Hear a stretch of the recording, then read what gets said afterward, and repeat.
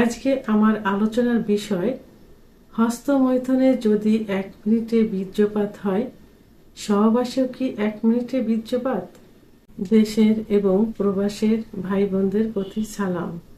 আসসালামু আলাইকুম।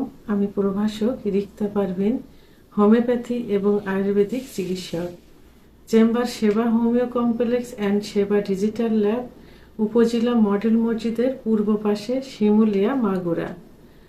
অনেক পুরুষ আছে যারা বিবাহের পরেও দেশের বাইরে যাচ্ছেন অথবা প্রবাসী। আবার দেখা যায় যে বাড়ির থেকে দেশে থেকেই স্ত্রীর কাছ থেকে দূরে চাকরি করে, অর্থাৎ যেটা ইনকাম করার জন্য, সেই সুবাদে ওয়াইফের কাছ থেকে দীর্ঘদিন দেশের ভিতরেই কিন্তু বাইরে আছে। আবার যারা অবিবাহিত, তারা যৌন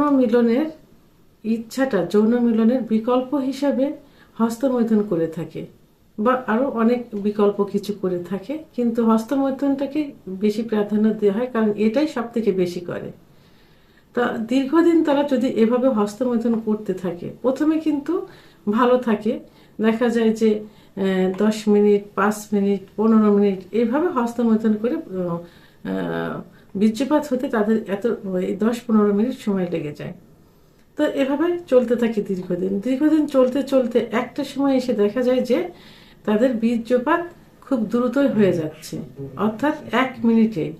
এমন অভিযোগ আসছে যে 1 মিনিট না, তারও আগে, অর্থাৎ প্রস্তুতি নেওয়ার পরপরই বীর্যপাত হয়ে যায়। কারণ এটা হস্তমৈথুন করার কারণে যৌন অক্ষমতা চলে আসছে। এটা যৌন অক্ষমতা।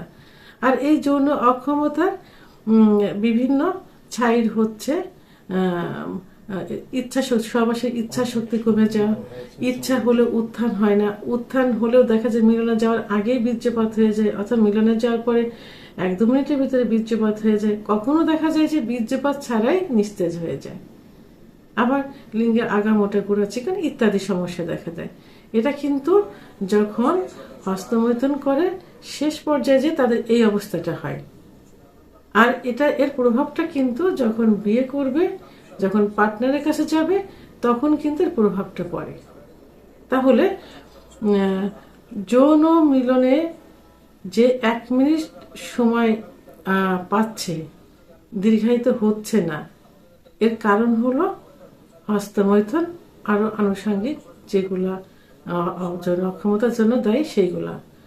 তো এখন অনেকে প্রশ্ন করে থাকে যে আমি যৌন হস্তমৈথুন করলে এখন 1 মিনিটের ভিতর বীর্যপাত হচ্ছে, তাহলে যখন বিয়ে করবো বা পার্টনারের কাছে যাব, তখন যৌন মিলনে গেলেও কি 1 মিনিটের ভিতরে বীর্যপাত হবে? বিভিন্নভাবে এর ব্যাখ্যা বিভিন্নভাবে দিয়ে থাকে। তো আসলে হস্তমৈথুন এবং সহবাস কিন্তু এক বিষয় না। হস্তমৈথুন অনেকটা কিন্তু নিজের চাহিদার উপরেও নির্ভর করে। কারণ যখন বেশি এক্সাইটেড হয়ে যায়, তখন দেখা যায় যে হাতের প্রেসারে অনেক সময় জোরে প্রেসার দিয়ে থাকে, কন্ট্রোল করতে না পারে, তখন দ্রুত হয়ে যায়। কিন্তু সহবাসের বিষয়টা কিন্তু ওখানে স্পঞ্জের মতো জনিপথটা।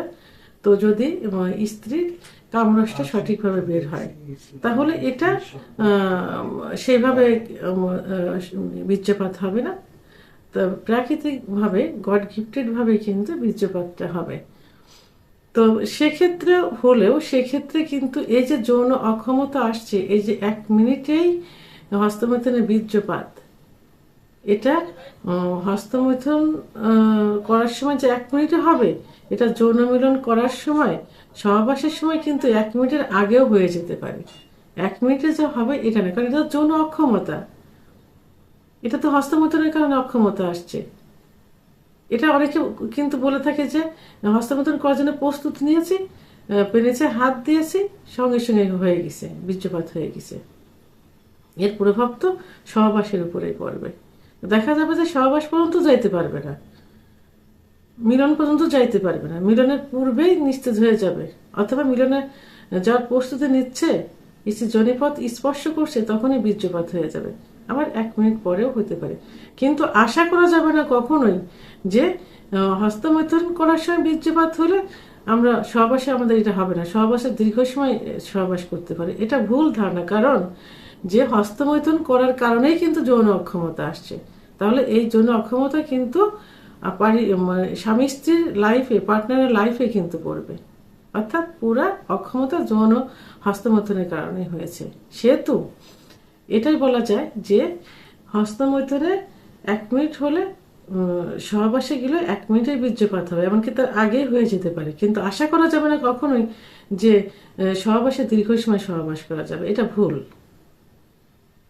তো আমার ভিডিওটি সম্পর্কে যদি কোনো মতামত থেকে থাকে অবশ্যই কমেন্টসের মাধ্যমে জানাবেন। আর ভিডিওটি ভালো লাগলে লাইক, কমেন্ট, সাবস্ক্রাইব করে আমার সঙ্গে থাকুন। আল্লাহ হাফেজ।